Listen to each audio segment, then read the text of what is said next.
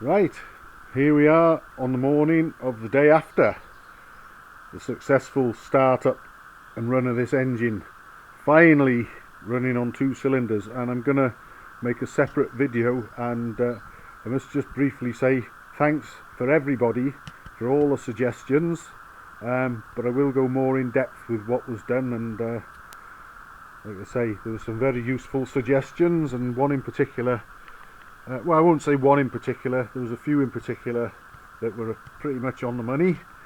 I'm just looking underneath the engine now. I haven't done anything since I ran it yesterday afternoon and stopped it. I haven't wiped anything up. There's no sign of any oiliness under there, and we've got oil everywhere it should be, including inside the primary chain case. Around this side, let's take a look. All looking pretty good here. There's a little bit there which I've got to put my hands up. I didn't wipe up very well there when I put the filler neck and the timing cover back on, but there's no dribbles of oil hanging off the bottom of the engine crankcase, no pools of oil on the bike lift. I'll just put the torch down a minute, we'll get this dipstick out, have a look at that.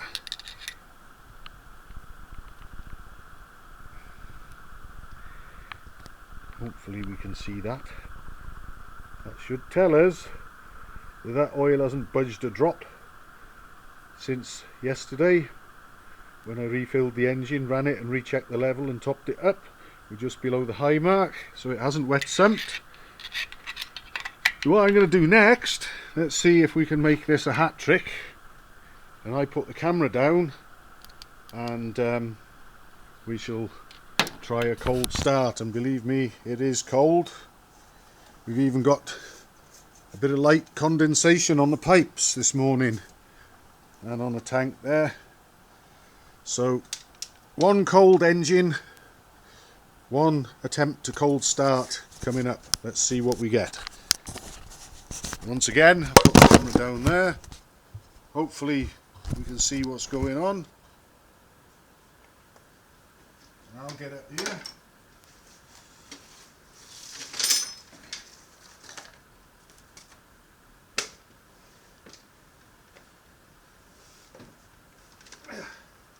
Right, turning the fuel on.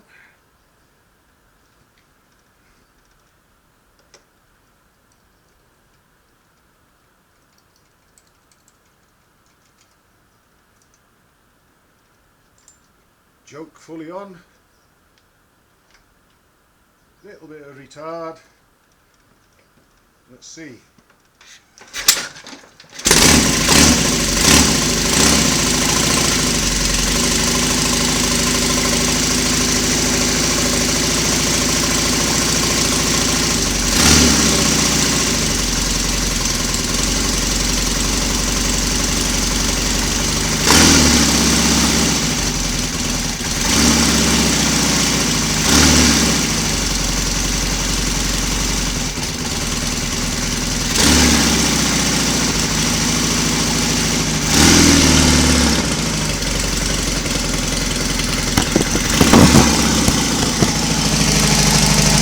No smoke because there's no wet sumping.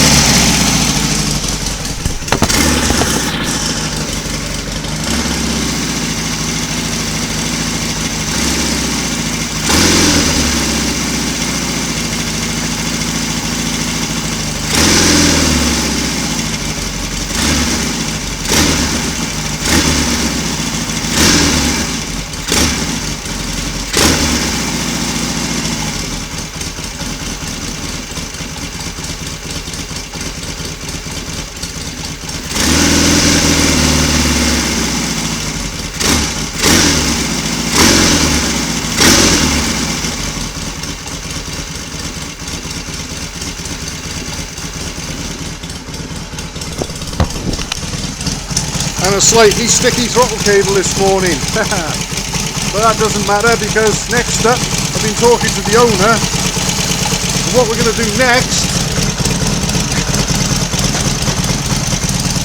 is go back to 2 carburetors, because obviously it wasn't this one's fault after all, and it'll mean also I'll be able to independently adjust mixture screw settings for each cylinder and so on independently, which can only be a good thing in my eyes, although we seem to be running very nicely on 2 from the 1 carburetor.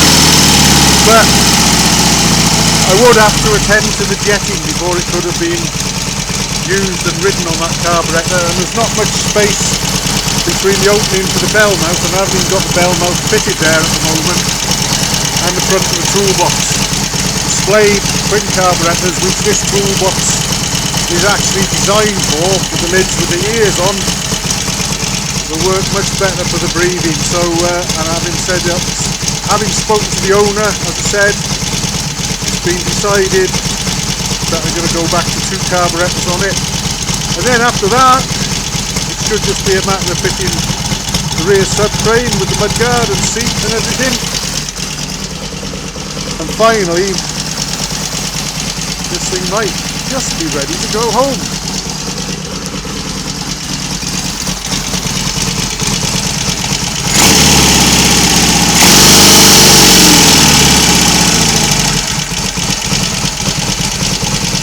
Keep my eye on whatever's going on with that throttle cable. It's got a bit snagged under there. Anyway, enough of my waffle.